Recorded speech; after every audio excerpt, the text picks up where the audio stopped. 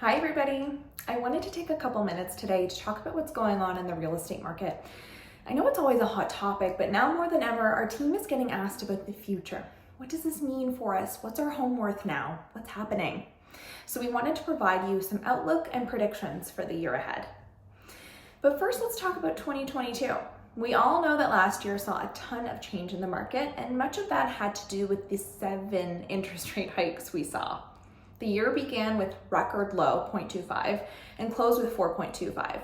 That in itself certainly simmered our hot real estate market.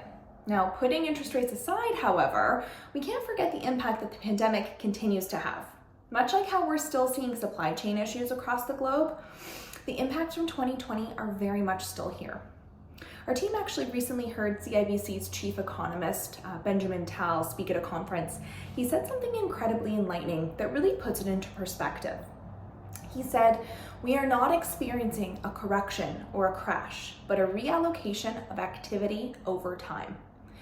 So summer 2020 through to spring 2022 would be labeled as a buying frenzy.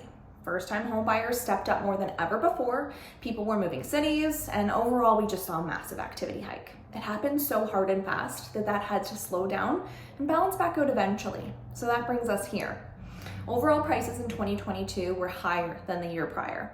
Homes sold a couple days slower, sure, but the big thing is that activity went down about 38%.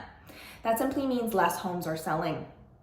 That brings us back to what I was saying about a reallocation of activity. So the big question now, what could we see in 2023? There's a few things that could happen.